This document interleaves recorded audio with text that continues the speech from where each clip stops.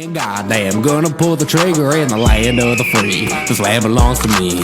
I'ma make you dance to run up and move your feet. Yeah, my triple great granddaddy got this land for free. Pass it down to me, now I'm spraying DDT. I'm a monoculture, I gotta fertilize my dirt. Hey everyone, and welcome back to another episode of $1 Million Media and another episode of the Star Spangled Spectacular, where we cover all of the Captain America films leading up to this very film. And with me today we have... Hello, it is once again, it is Donovan. Back at it again. Do you want to keep that in? Yeah. And today we're talking about Captain America, Brave New World. The newest film in the MCU. And it's one of 3 Marvel movies that we are getting this year. 4 if they get their ass together and do Blade, but probably not in time. Yeah, probably not. Yes, okay. What can we say? Captain America Brave New World is Sam Wilson's first film as Captain America. He had his chance to prove himself in his own TV show, The Falcon and the Winter Soldier, and this movie is his first time as Captain America on the big screen. This movie also has a bunch of other characters, one big recast, which we will get into, and this movie is about, well, President Ross is newly appointed in office, and he's trying to get some things done in his first 100 days as president, and while this is all going down, a secret villain is trying to take him down, and it's up to Captain America and his new boy Falcon to stop them. That's pretty much the plot of this film. There's not much else to it. There really isn't. There's no big twist. Pretty simple plot, and you've probably heard a lot about this movie. A lot of good, a lot of bad, a lot of people trying to defend it, a lot of people going against it for certain things that are in this film. But screw all that noise. What does $1 Million Media think? But specifically, what do Max and Donovan think of this movie? In my professional opinion, This movie is mid. It's not high. It's not low. Yeah. It's mid. Yeah, that's fair. I like it, but it's not great. It's not terrible. It's enjoyable. Yeah, it's just mid. You know, it's better than like the last couple of Marvel movies. I like Deadpool and Wolverine.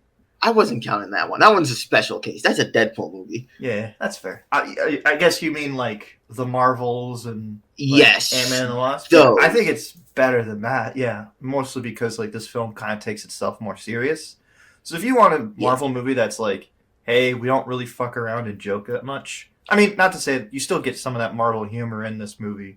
But it's not like characters just do dumb things for the sake of the plot. Yeah. Like, this movie takes itself seriously. It does make some jokes, but they're at appropriate times. Mm-hmm. Sam Wilson has always been kind of witty, and he doesn't lose it still. Like, once he became Captain America, he didn't lose that wit. Like, he's still kind of, like, he'll joke around and mess with people, but, like, he isn't a Deadpool. He isn't an Ant-Man. He isn't, like, a Star-Lord. He is his own brand of, like, humor. And if you want something a little bit more serious, this film is right up your alley. Again, we're going to go into non-spoilers first. Just give our general overview. And I'll say this. This film proved to me that Anthony Mackie is our Captain America now. He does a really good job as a leading man for this film and to carry this franchise going forward. That, like, I'm excited to see him going forward as Captain America, leader of the Avengers. You know what I mean? Yeah. Like, the thing that I wanted going into this film happens. Like, he's not a carbon copy of Steve Rogers' is Captain America. He's his own brand of Captain America. But it's interesting to see what stays the same with all of these characters and what changes. And I like the changes that this Captain America brings. And like how gun-ho he is about like making sure the truth is out and being able to de-escalate situations. Which I think is a really interesting thing for this Captain America to do. Because you didn't really get to see Steve have to de-escalate situations. It's kind of interesting to see Sam Wilson have to cool down political tensions between nations. And I think that's actually pretty cool, like, element of this movie. Is, like, how does this person who does wear the stars and stripes, how does he handle certain, like, political tensions that happen in this movie? Yeah. What about you? What did you think of, like, the main character and, like, Anthony Mackie as Sam Wilson, Captain America? Yeah, he does a good Captain America. There's no denying that. If there is, they're just a hater. Yeah. Let it be known. Yeah. Like, the major thing about Anthony Mackie as Captain America is that his character doesn't actually have any powers. At least when it came to the other old Captain America, he at least had superhuman strength and speed. Mm-hmm. This is just a guy with a cool outfit and a shield. Mm-hmm. So I've noticed that he can really fight. Like, dang, he knows how to fight. It also adds a new element to the tension in the film, where it's like, this guy is just a guy. Like, he's got a lot of shit to help him out, like a vibranium shield and suit kind of stuff. But, like, he's still vulnerable. Like, if certain things happen to him in this movie, like if certain big, strong characters fight him, he's just a guy. It's entertaining to see how he gets around these situations. And two, he has to rely more on his wit and his intellect rather than just brute forcing his way through. It kind of reminded me more of like a James Bond, where he's like, he puts himself in situations and he has to think of a way out of them in these really elaborate ways. And on top of that, he has these gadgets that are larger than life to help him. Yes, sure, he doesn't have the super soldier serum, but he's got a fuck ton of gadgets and weapons and all sorts of things to help him out, like Red Wing, the shield, the wings, the fact that the wings are from Wakanda, so they got that kinetic energy boost thing. So I thought that was cool, like just getting to see like how these two different Captain Americas, if you compare them, like how they take out a situation. Yeah, definitely. Mm-hmm. What did you think of New Falcon, Joaquin Torres? I'm honestly kind of a little mixed on it. I don't think his Falcon was bad. I'm just like a little conflicted on the fact that there is a new Falcon. I could see that. I liked him only because like I liked him and Sam's like camaraderie. Yeah. It was very much like Sam looking at a younger version of himself kind of thing. Yeah, definitely. And trying to be like, okay, I gotta make sure I get this person to like not do the same mistakes I've done in the past. Like, I liked that kind of relationship that they had. It very much felt like a traditional hero sidekick relationship that wasn't there really in the original Captain Americas with Steve. Yeah. Like, Steve didn't really treat anybody like a sidekick. This feels like a sidekick. Oh yeah, no, definitely he is. Yeah. Down to him doing things a little bit more recklessly and being more gun-ho. Yeah. So if you're more into that kind of relationship of a superhero dynamic, that's more this film. In a movie that's trying to be more of a political thriller, there's still like obvious superhero elements to it. But yeah, I'm kind of curious what you mean by like you didn't really like the idea of a new Falcon. It's something I haven't really considered. Mm-hmm. Because it felt like a unique nickname for Sam's character. Mm-hmm. So the title being given to someone else is like, oh, I wasn't expecting that in the slightest. But well, I mean, like if we're going based off like Steve Captain America, now Sam Captain America, now it's Sam Falcon to Joaquin Falcon. So I kind of understand. I mean, if he was like Eagle, sure. Oh yeah. Or like some other bird. Well, I'm not sure if calling him Eagle would be that. Well, I mean, I guess it would be kind of different. I mean, you got the Vulture in Marvel. I don't know. I think there's a Condor Man somewhere out there in the world. Yeah. You got Hawkman for DC. I don't think anybody wants to be named the Pigeon. Nah. No one out there is up for the Pigeon. The Rooster. the Seagull. The Seagull. I don't know. I mean, like, yeah, sure, the Falcon. Like, yeah, no, it makes sense. And also at the end of the film, no spoilers, but he does talk about why he's kind of happy with being the new Falcon. Yeah. I just want to emphasize, I don't dislike the new Falcon or anything. I think he's great, actually. I was kind of caught off guard that they're made like, oh yeah, and this guy's a new Falcon. I'm like, there's a new Falcon? Yeah. I don't know. Maybe it didn't hit me that hard that way because I'm like, I kind of knew that because like in the comics this is a character. Oh. Yeah. I'm gonna be real. I hate the costume he has in the comics. He has this really weird deep V that shows off his chest and it's strange. It just looks, I don't know, I just don't like it.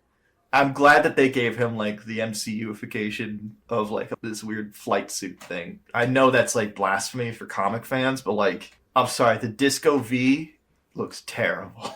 I'm gonna have to look that up when I get the free time to see.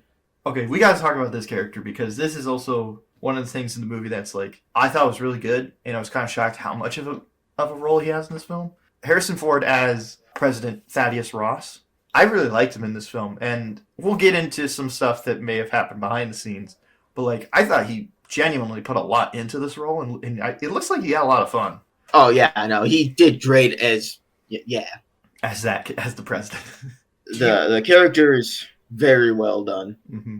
Now, this is a recast because sadly, the actor William Hurt, who played Thunderbolt Ross in the original movies, he's in The Incredible Hulk, he's in Civil War, he's in Infinity War and Endgame for little bits. Oh, and he's also in Black Widow.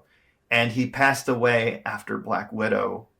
So they hired Harrison Ford to play this character. And you see in the movie for like a brief second, like what he was supposed to look like during the times that William Hurt was playing him. So I don't know if you have anything to say on it. I'm not going to say who's better and who's not. Like, for what this movie was asking Harrison Ford to do, it's a very Harrison Ford performance, where the other films are like, hey, William Hurt, do your thing. All I'll say is that it's fun watching Harrison Ford say certain things that I never thought he would say.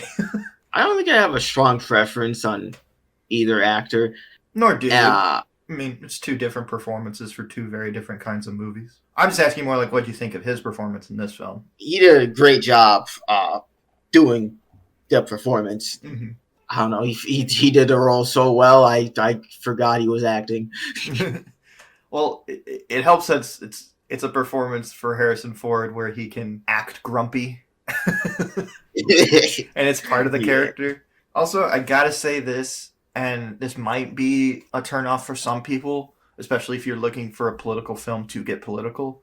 I'm kind of glad that in the political climate that we are in currently, I'm glad that didn't make him a parody of either Biden or Trump. They just made him his own character. Yeah. Because if he started doing be acting really tired all the time, or if he started spewing like some Trump nonsense in the film, then that would have taken me out. If anything, you can say that the comparisons to the two real world figures is that to Biden, he's really old. Harrison Ford is an old man. And if you want to compare him to Trump, he hates a specific group of people. I'm not saying like a race of people. I'm just saying like he hates superheroes and like superpowered people. So a particular group of people. I'm not saying that they made the character racist or anything. I'm also glad they didn't do that. Mostly because it would have made the movie big old poo-poo. Like, I understand the presidents of recent age haven't been, but we can only make fun of them so many times. And especially when the movie's supposed to actually be serious for once. Yeah. Like, the things that Harrison Ford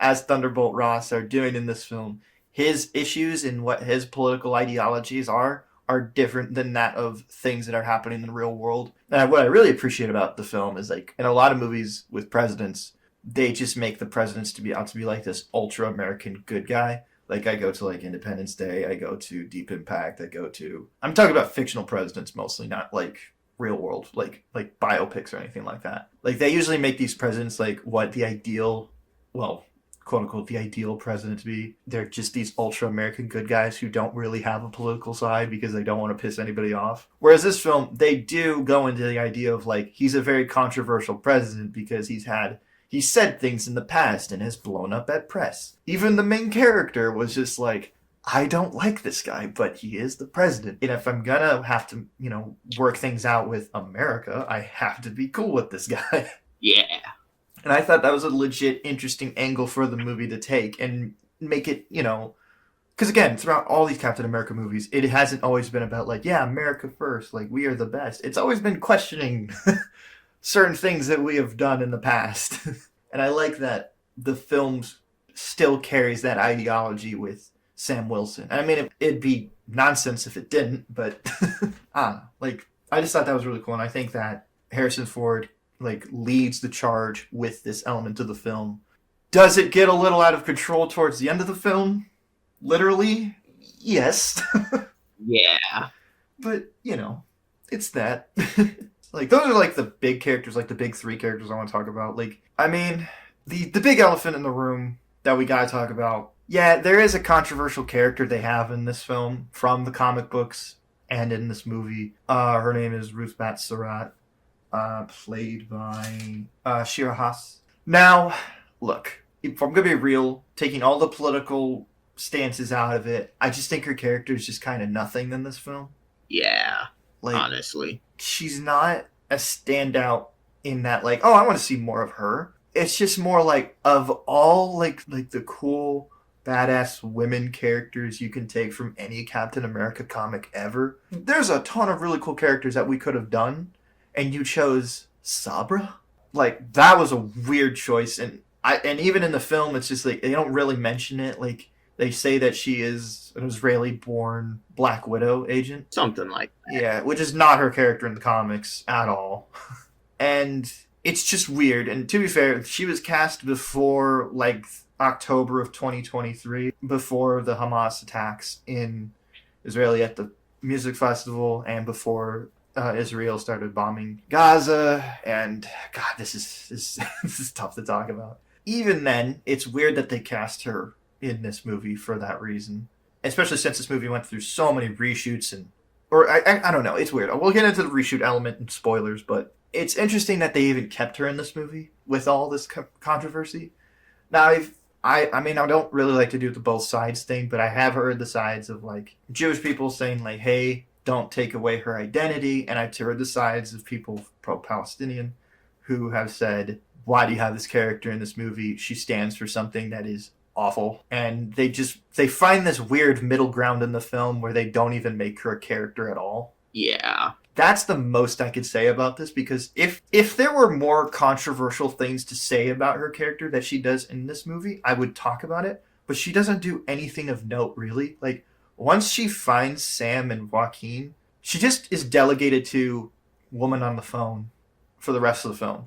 That's kind of it. And maybe one little joke with a particular character that we can't say right now in general. Yeah. But Not yet. Like, I'll state my stance, so if you want to take my opinion on this seriously, Donovan doesn't have, if he wants to, he doesn't have to comment, but just because I'm talking about it more, I'm more pro-Palestine.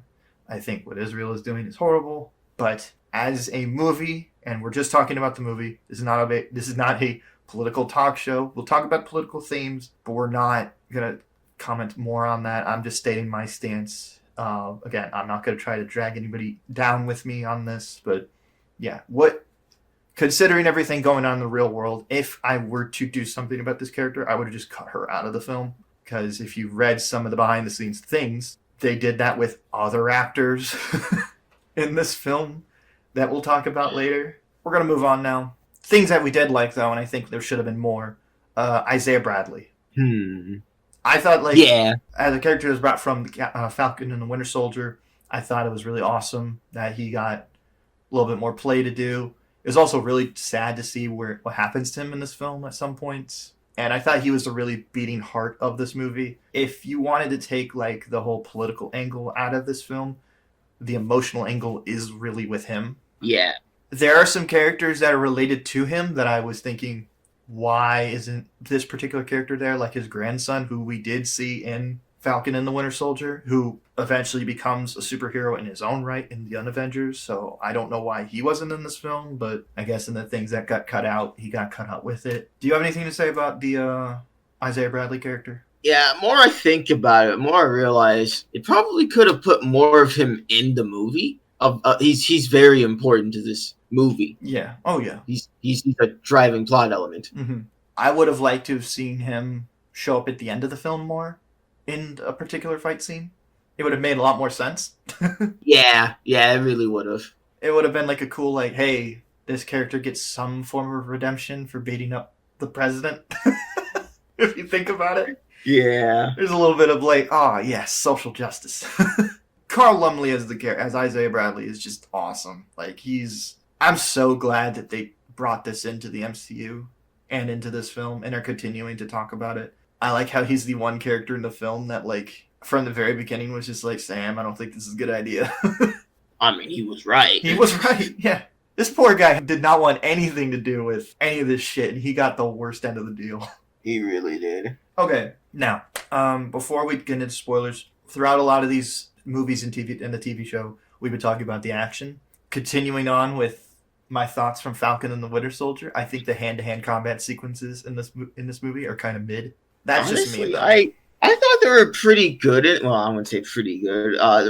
The thing I noticed is that Captain America can beat the hell out of people, and he can do it very good. But like, that's the only thing I noticed during the fight scenes. Yeah. So I don't know. I just think there's nothing too special about him. Like, yeah, it's a lot of the Falcon and the Winter Soldier just like flailing arms until someone actually throws a punch that counts. Like, they try to have their own little, like, the opening sequence fight, like the one in the Winter Soldier with like a random goon that's tougher than the rest. yeah. Like, I thought, like, that was okay, but like, it wasn't anything too special. I think if anything, it shows how much stronger Sam got during his time being Captain America. Oh, hell yeah. Well, then again, in the film, and I don't think this is that big of a spoiler, you do see him train with Isaiah Bradley. He's training for people that are, like, of a different class than him. Yeah. Which I thought was a really fun idea of, like, hey, if you're going to fight up against people with actual superpowers, train with someone who has superpowers. Exactly. That being said, the hand-to-hand sequences didn't wow me. The aerial sequence at Celestial Island, that shit was awesome. I love that entire scene. I don't think I have a very strong. I don't have a strong opinion on that scene. Okay. It's cool to see Captain America stuff in the sky. Yeah. It worked for me on 3 different levels. It worked for me on this idea of it being kind of like a Cuban Missile Crisis style event where our boats can't get closer to this island because if we do, we will start a new world war. And there's these planes up in the air that are being mind controlled by a character we will talk about in spoilers. Yeah. And so that was really cool. The second level worked for me on is that it's just cool seeing like people do moves that are like at supersonic speeds that are akin to more like fighter jets and fighter planes. And in 3, seeing Sam with the Captain America shield do cool shit in the air. Like there's some stuff where like he uses Red Wing to like control the shield and like use the shield as a way to like distract the pilot and like deflect the bullets while he's doing something else. I was like, that's actually pretty dope. Yeah, that was good. Mm-hmm.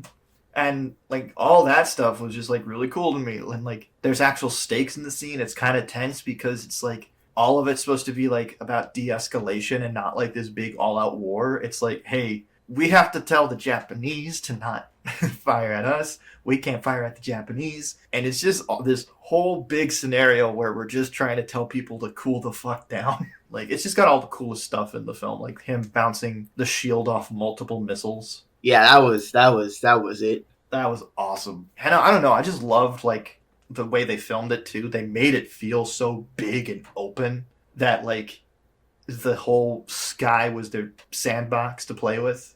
And like how they use Celestial Island to like weave in and out of places. Just really cool shit, and just like it's fun to watch. Man, I'm thinking I should rewatch the movie again just so I can experience that scene. That's what I'm saying. Like again, the film is not bad. Like it's not terrible. It's got really cool stuff in it. And like okay, but then before we talk about the big red elephant in the room, I have one other non-spoilerly thing in the film to talk about that I did not like, and I thought was like, why is he in this? Yeah. Giancarlo Esposito as Giancarlo Esposito. Yeah, why was he in this? I think he's in this film because the film, and you could feel it, and this is not a spoiler thing, it went through a lot of weird reshoots. And from multiple different sources, I've heard different things. From Vulture, there's an article where a crew member did not reveal his name, but he talked about how the film from beginning was just something was not right. Like the script really wasn't where people wanted it to be. Apparently Harrison Ford was a little bit difficult to work with at some points, but the scenes that they're talking about he was difficult to work with is when he's has a particular big red monster, so I can understand why that was a problem. Then there was stuff as like, again, what we talked about with the Ruth Bat-Sarat character, that whole element of the film, especially during the Israeli-Palestine conflict, like that also had to deal in the film now because you had this character. There is also a writer's strike that happened during the filming of this movie. Yeah. And you can feel it. Like there's a lot of points in the movie where full paragraphs are said off screen and like ADR'd in, I'm like, ooh, oh dear, oh, that was bad. Oh, that was really bad.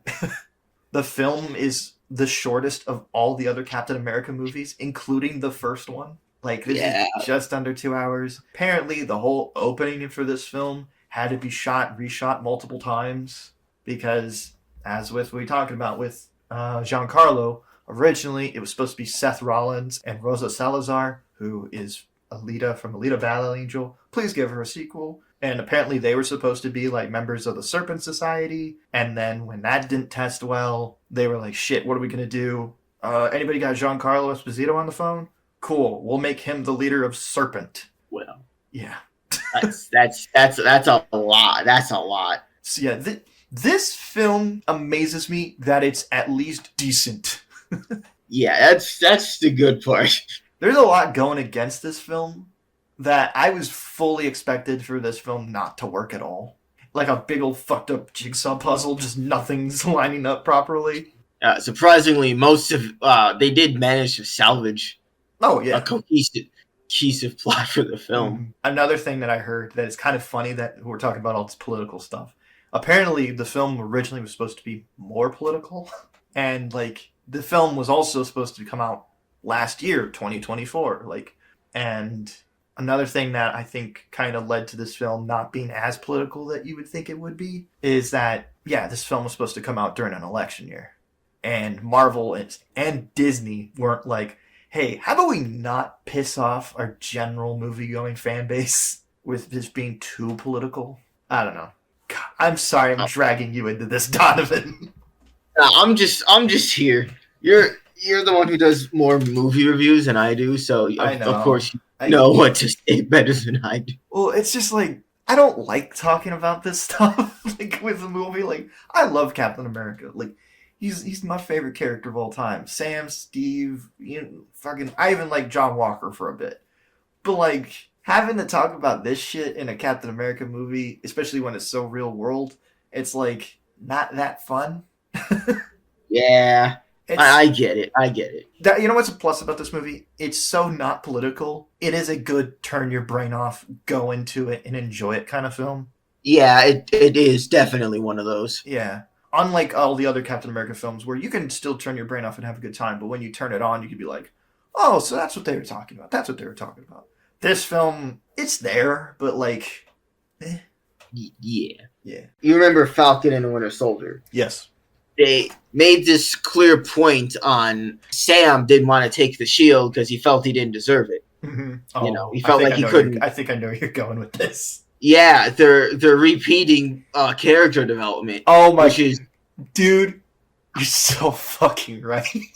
In my professional opinion, that's a pussy move. You have him develop better, do something new. Mm-hmm. Like, I understand not everyone watched the TV show, but that's the thing. I was like, well, is this just for the people who didn't watch the TV show? Which, I mean, I get it. Like, not everybody has Disney Plus, so you gotta at least have something in there. But I'm like, we already did this. Like, exactly. Motherfucker, you're Captain America. Deal with it. And to go to your point, the character that shows up in that scene, he already told Sam this stuff. Yeah, he did. No, it was weird that they had that moment in the film of just like, hey, I don't know if I should have the shield. I'm like, really? We're doing this? Like, come on. Like, you already solved this problem, like, what, freaking a couple of years ago with the TV show. And I think it's a bigger problem in this film is that Sam really doesn't go on a character arc in this. Yeah, he really doesn't. Like, the most he goes on is at the beginning of the film, he believes that the world isn't ready, or he's not ready to lead the Avengers. And at the end of the film, he feels like he's ready to lead the Avengers. Now, where at any other point in this film does he feel like he is a good leader? I have no idea, other than being able to talk down a Red Hulk. But that's it. Like, there's no real arc for this character, at least an emotional arc. Like, hell, or like with Winter Soldier, it's Steve learning to like not trust as many people and not trust the government and like learn how to like forge his own path. Then with Civil War, it's learning how to stick to your guns even though your friends and family are fighting each other over it, and what is the best for the individual person and not what people are telling you to do. In this movie, Sam doesn't really get that. And even though I didn't like the villains in The Falcon and the Winter Soldier, at least the villains there were trying to challenge him from an ideological point of view. Yeah. President Ross doesn't really do that. At most, it's just like Sam knows what he wants to say and he will stick to his guns. He doesn't really change in his beliefs in any way.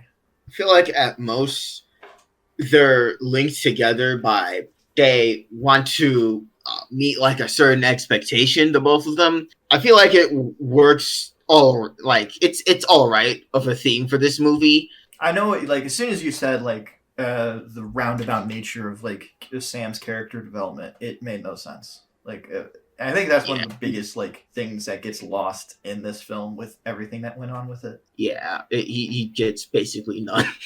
But it's weird. Like even with all that stuff, I still like him as Cap. That's funny. That's just the interesting thing. It's just like, well, I think that just goes down to performance wise. I think he's just like that good.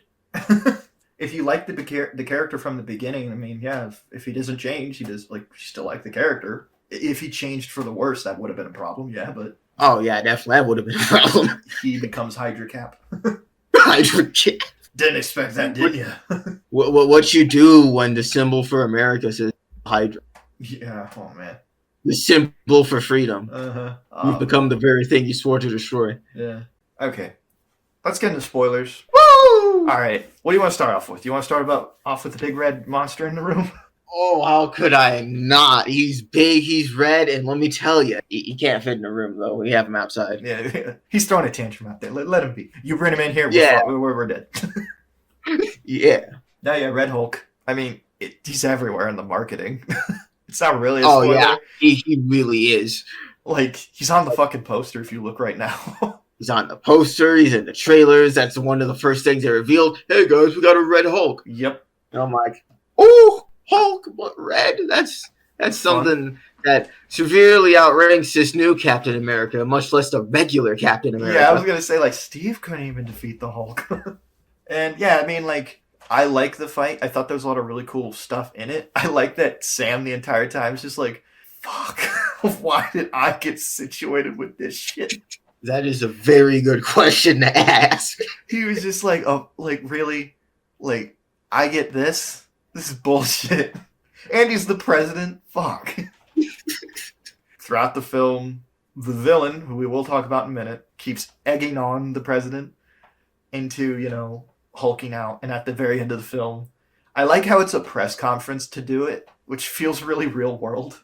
The only thing I don't like about the fight is it kind of ends like any other Hulk fight you would think. Exactly. Like, that's really the main issue. But when you think about it, is there any other way for this to end?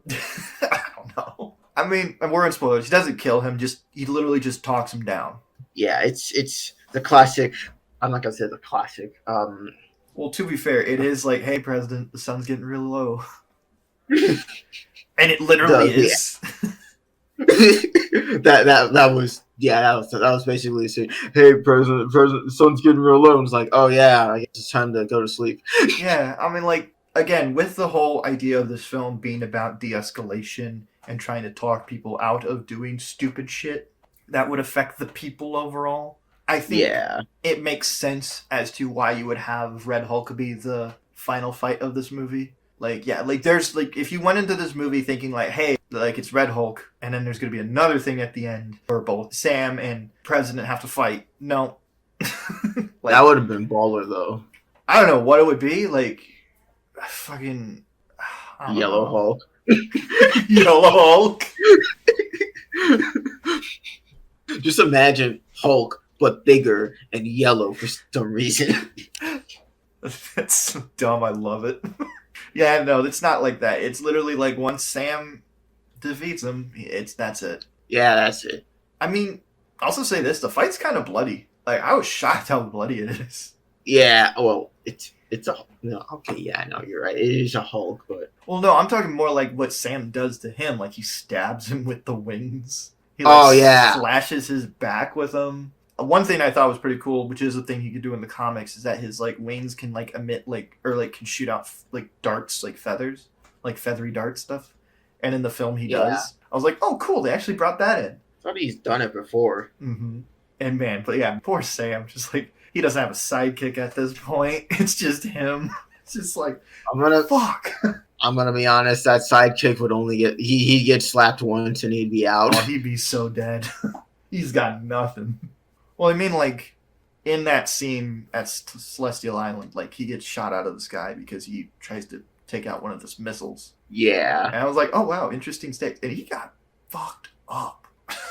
Oh, no, he really did. I'm like, dude, I don't know if you'd be on the Avengers, man. Like, you're in no shape to fight anything anymore. You're Exactly. lucky you're breathing and have all four limbs. Exactly. Like, actually, though. Even a head. Yeah. I was kind of like, oh man. The only thing I wish they didn't show is that the part with him falling out of the sky in the trailer, because the entire time I was just like, all right, when is this? Bruh. Yeah, I hate that they do that, but I guess it was supposed to add stakes in the trailer. Like, hey, you never know. Does he die? Does he not die? Find out. And it's so obvious he doesn't die in the first scene you see him. I mean, I was like, oh no, shit, man. I don't want anything bad to happen to Joaquin, but I'm also like, I knew this was gonna happen. Okay. Now we're talking about the real big spoiler here. The villain of this movie was also revealed to me when they announced the movie. Yeah, it's the leader, Samuel Stearns.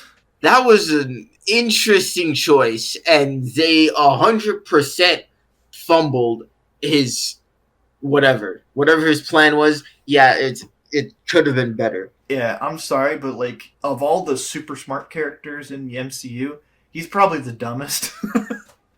Yeah, no, he definitely is. I'm like, when at any point did you think this shit would work with you being on top? Is it interesting to have a villain who's more of like a intellectual villain for Sam to fight instead of a big brute? Yes. But really, it doesn't even come down to it. It's just more like, hey, all of his plans come down to the fact that they're so meticulously planned, but they're so meticulously planned that one domino falls the wrong way, it all falls apart. Yeah. So it's not like this man is the smartest fucking villain in the Marvel Cinematic Universe. Like, fucking Zemo has no powers. Zemo has no powers, no ability. All he has is some training and a lot of money, and he gets at whatever he wants. Yeah, I'm like, again, the damages that he did are still affecting this movie. Exactly. As a matter of fact, it is a plot point that, like, very early on in the movie, Thaddeus is all like, Sam, can you rebuild the Avengers? And Sam's like, excuse me? And I'm like, hey, yo. They're still not a thing? Like, I would have, like, after Thanos, I would have been like, yo, day one, get this shit together. Exactly. There's nothing in this film, like, with a villain-wise, like, my buddy Yen, a friend of the channel, and guy you've seen definitely on the channel before, read me a comment that someone made saying, like, the film boils down to angry basement-dwelling troll pisses off the president into doing something he should not have said on camera. That is literally it. That is the entire everything the movie builds up to. Mm-hmm. He is literally. There's nothing interesting about Sam fighting Samuel Stearns, the leader. They have nothing in common. They're not like two sides of the same coin. Not even an ideological thing, except for they were both imprisoned by Thunderbolt Ross at one point. Like nothing else. That's it. Nothing. Like, it's not an interesting villain. It's also down to the point of, like, why the fuck would you make a Hulk villain the main villain of your Captain America movie? Yeah, this movie gets worse and worse when you realize it would have been, like, 3 times better if Bruce Banner was in it. I mean, maybe. It would have, or you know what, it would have been better if, like, these villains were used for a Hulk film. Yeah. That's probably what I meant to say, but I said it stupidly or wrong. You didn't say, no, you said it like how it is. It's just like, yeah, I mean, if the Hulk was in this film, it would have been interesting because, like, especially this version of the Hulk that's currently running around in the MCU is both the brains and the brawn of the Hulk. That would have been interesting to have, like, hey, the brains of the Hulk fighting the leader and the brawn of the Hulk fighting Red Hulk.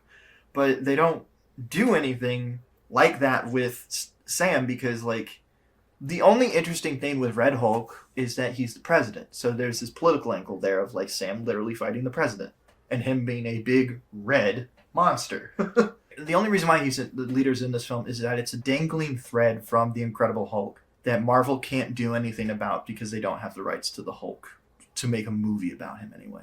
So they have to use Hulk stuff in other movies. Yeah. Then again, it's also very interesting in the comics when villains from other heroes have to fight different heroes. Like, I'm reading Daredevil comics right now, getting ready for the Daredevil retrospective. And in one of the comics I'm reading, Claw from Black Panther shows up. And that's very interesting because it's a character that is specifically designed to use sound against a character who has to use sound to see. It's like, that's interesting. That's a cool mix-up. But there's, other than the whole political presidential angle with Red Hulk, there's nothing really interesting about the villains in this movie. I know we talk shit about having Giancarlo Esposito in this film, but I'm going to be honest with you. If you were to kept the whole James Bond political thriller angle of this movie and make Serpent Society kind of like Spectre, that would have been way more interesting than this weird shoehorning of the leader in this. Yeah. Like, that would have been more interesting. I know the Serpent Society is kind of a joke because it's a bunch of weird dressing fucking lizard people. But hey, that's even political when you think about it. You know, like the whole lizard people shit. Yeah. Yeah. Like, that would have been more interesting. Instead, we got the thinker. He can think so well. It's the leader. The leader. The thinker. I know. I'll say this. I don't mind the redesign. I know that like a promotional image for the movie came out recently showing like him with the big forehead and the more comic book look. And then when you look at this movie, he's got this weird pulsating brain thing. I don't care about the redesign. I just think it's a movie adaptation redesign, and I'm fine with it. Okay. At least there's something going on to emphasize there's something wrong with his head.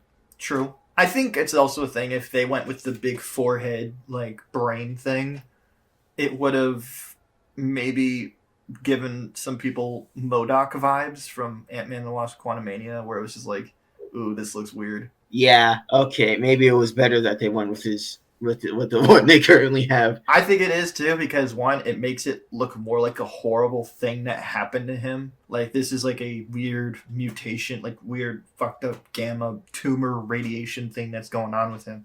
He's got glowing eyes, which I thought was kind of cool. And I was like, oh, what the fuck?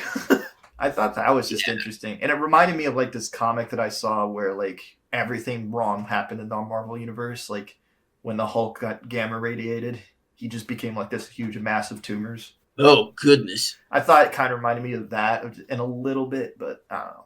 I appreciate the progression of Thaddeus slowly, like, his Hulk, transformation. It's not just one event that turns him over, and he, for the most part, he's actively fighting it up until the very end where he's just done and he's mad. Well, I guess when a bunch of people are telling you did something wrong, I would be kind of mad. But it's just, but I'm also like, you have media training for this. Yeah. And I guess at the beginning of the film, they did say that he did blow up at press. Oh. Okay, yeah, that would do it. Yeah. And then, to be honest, I'm pretty sure the pills he was taking makes him, like, more susceptible to anger. Yeah. So that's also. I was gonna say, like, I feel like if you would have taken and had another doctor, like, why the fuck would you go to that guy as your doctor?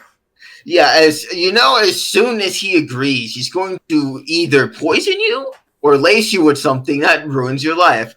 Gamma radiation. Yeah, I'm sorry. All the other doctors in the MCU can't fix a little heart problem. Exactly. You even got Dr. Strange. Oh, wait, he ain't got no time stone. Never mind.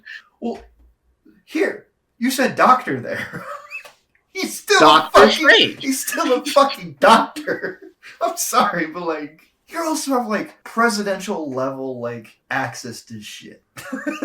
Yeah. In the Marvel Cinematic Universe, mind you. Like, hell, if you wanted to go in some weird sci-fi route, there's literally another Marvel character who had his heart replaced. My freaking goodness, he's right. Like, that's the whole fucking point of this universe. That was the linchpin of, like, this guy getting a new heart.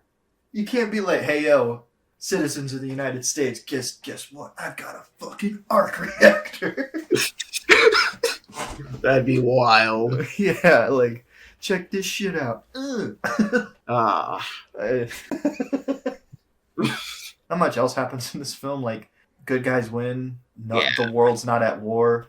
Oh, adamantium's in this movie, so there's that. Yeah, actually, adamantium's in this movie, and I think it's kind of like Are they setting up for X-Men?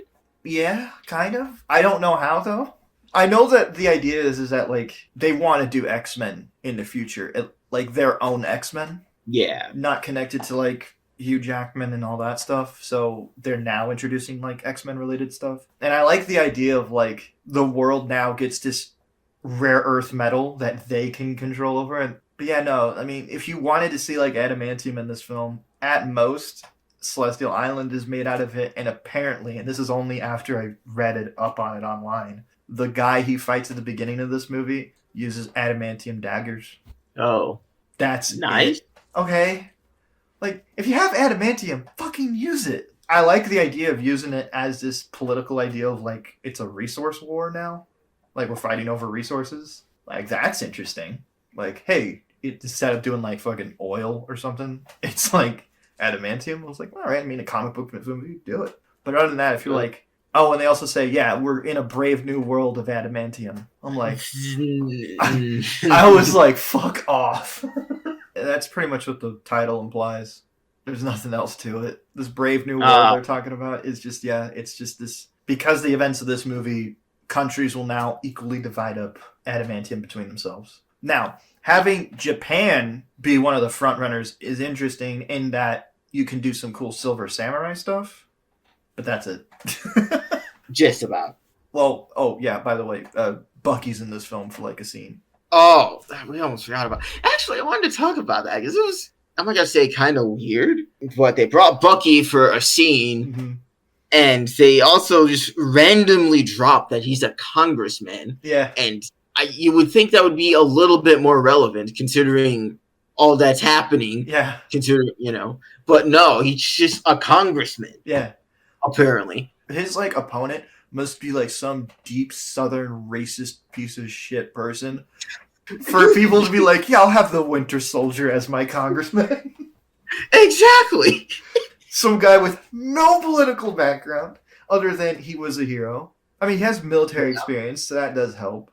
But then again, he was brainwashed at one point. I know he's recovered, but the public don't care about that. Oh, no, they do not. They're just like, is that the Winter Soldier? Mm-hmm. Yeah, we'll take him as a politician. He's pretty cool. He's got ties to a foreign nation that people don't like, or some people don't like. Wakanda. Yeah. I mean, I only say some people don't like because they hoard vibranium and people don't like that. Yeah. So there's that. And his arm is literally made out of the shit. Maybe that's what it is. He's just like the liaison between. Oh, yeah. Maybe it is sense. Because he's kind of a cool guy with powers. And having a superpowered congressman is better than having a non-superpowered congressman. And then I guess another spoiler thing we could talk about is at the end of the movie, it sets up that Sam is going to start forming the Avengers, or a new Avengers. The second Avengers. Yeah. The Avengers have always had weird like titles. It's like the Avengers, then it's the West Coast Avengers, then there's the New Avengers, then there's the Great Lakes Avengers, which is just a fucking joke. Because this video is going to be a little bit on the longer side, and I'm okay with it. Who do you want to see in this new Avengers lineup? I'll give you a minute. There's so many heroes. All right, if we're going based off Marvel Rivals rules, if you're to line up your team of 6, who would it be? Team of 6? Oh, good. Okay. I haven't played Marvel Rivals, so I'm going to keep that in mind. I'm just giving you 6. Miss Marvel, Shuri, Captain Marvel, because you got to have them both at the same room at the same time. Go girls, let's get it.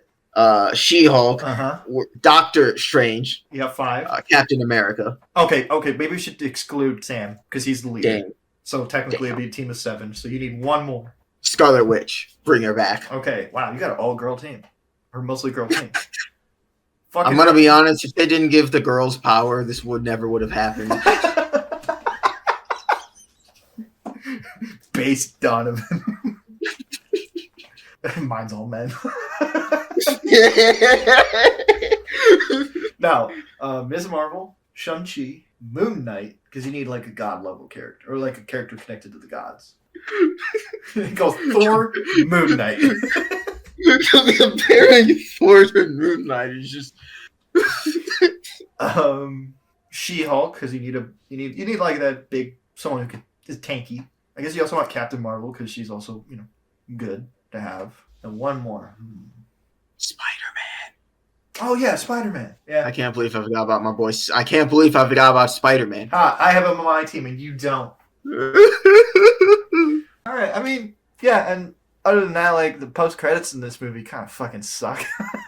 Oh no, that's straight down the toilet. See you in the sewers, buddy. Yeah, I'm like, dude, this was the most shoehorned way to like, hey, we're gonna set up a multiverse war. How does the leader know about it?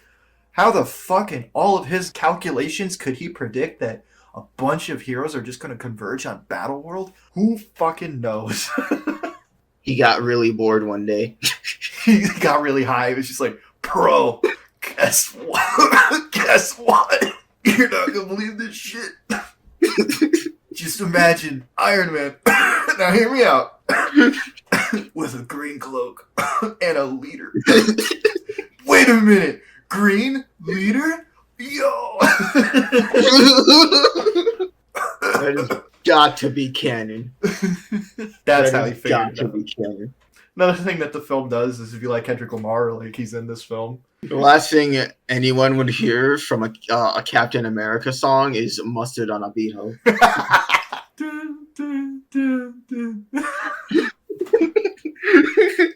Actually, TV off would kind of go well with this movie. If you think about Yeah, it. maybe. Like the idea of like, hey, like the mind control element of being like flashing lights and shit. Like turn TV off. Simple as that. I know the song at the end of the film is I and like that's all good, but I'm sorry, if they played TV off, fucking perfection. Oh man, I'm glad that that's how we end Star Spangled Spectacular. Oh yeah, definitely. This was so much fun getting to cover these. I'm gonna be real with you. Yeah, made me appreciate Captain America more. I love the character ever since I read my first Captain America comic. I loved him, and when I heard that Sam was taking over the role in 2014, I believe is when I heard about it first. I was like, that makes sense. It's kind of neat to see it come full circle 10 years later, or more than 10 years later. Yeah. So yeah, I'm excited, and I'm genuinely excited to see him run the Avengers and the new Avengers, Doomsday and Secret Wars. I guess the next MCU-ish stuff that we're going to be covering is first we're going to cover, well, obviously Daredevil, and it's going to be Thunderbolts with Bucky as the leader. And then, oh yeah, we're going to be talking about the Iron Man movies later this year, so that's going to be fun. Oh yeah, that's good. Those movies are good. Yeah. Oh, and then later in this year we're going to be covering Fantastic Four stuff, which right now you can actually check out my reaction to the trailer for Fantastic Four First Steps. So yeah, I'm just in a good mood, man. I had a lot of fun with this. Subscribe to the channel so you can see all of these great things that we're about to do. Like the video if you liked what we had to say. Share this video around if you liked our opinion and you want other people to hear it. Leave a comment down below what you think of this film and what would be your 6-member team of the Avengers. We gotta know this. We gotta know. Yeah, we gotta know. It's very important for the Mm-hmm. future of the Avengers. Oh, yeah. The world depends on your choice. All right. Donovan, anything you got to say, buddy, before I wrap this up? Soldier Boy, he told him. He fought that Hawk, and then he told him. And then the Hawk was like, oh, yeah, you're right. All right. Yeah, you guys have a good day, and bye. Skirt.